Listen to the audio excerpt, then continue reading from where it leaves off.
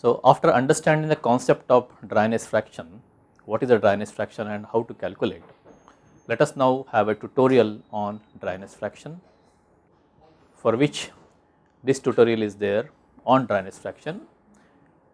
The question is, find the state of a system, find a state of a closed system containing water substance of given mass as mentioned below. Specify the zone in which the point lies and properties V, U, H and S as appropriate.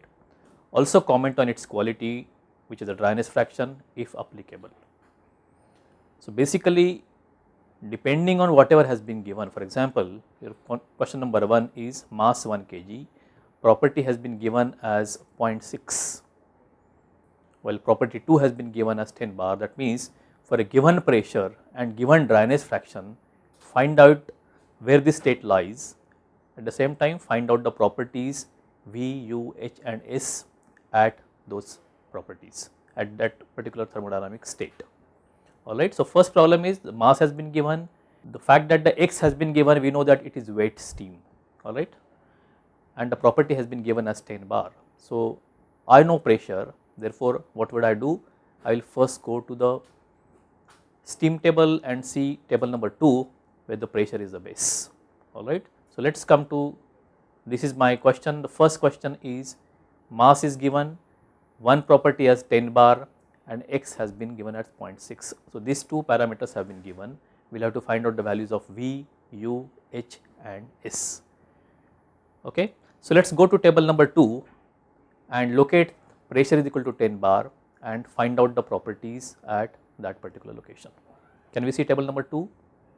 So, 10 bar is 1 MPa, this is the table, on this table this is 1 MPa, alright.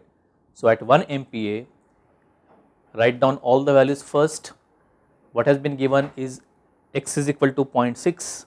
So, we will require both the parameter HF and HG, SF and SG, UF and UG, alright, as given over here. So, VF, VG, UF, UG, HF, HG, SF, SG, all these parameters are required. Please note those parameters and let us go to the solving of the problem now.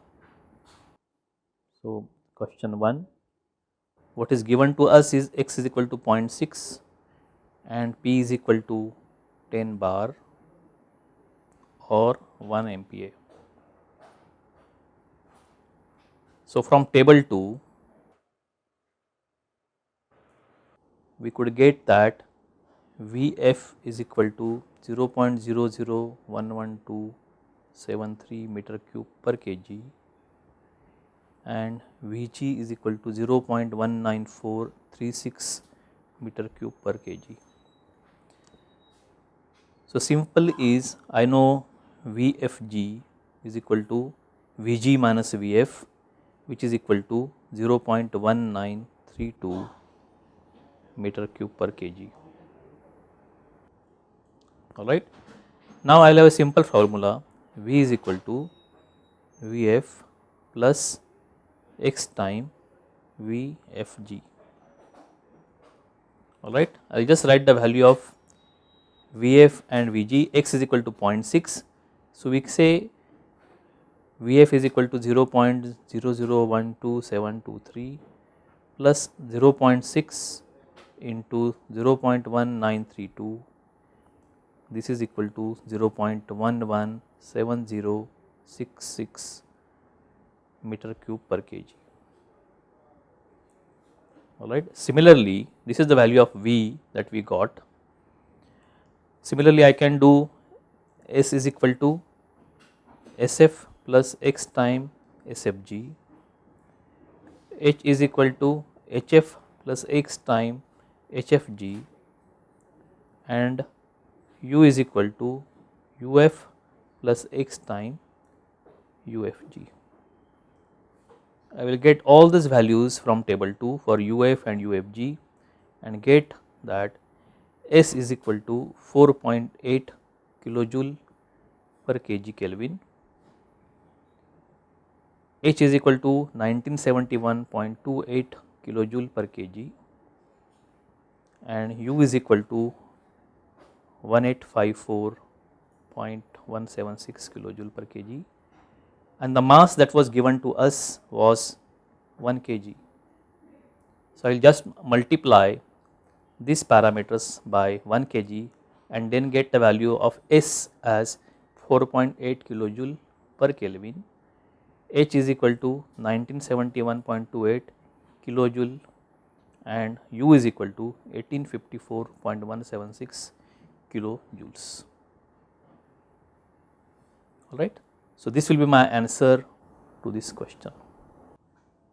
So, I can come back here now and put those properties and the results that we got. Alright. So, these are the results now. V is equal to so many meter cube, U is equal to 1854, H is equal to 1971 and S is equal to 4.806. Alright. So, importantly is when X is given, I know that it is a two phase, and therefore, we have to go to table 1 or table 2, get VF and VFG, UF and UFG, HF and HFG, SF and SFG and get those values.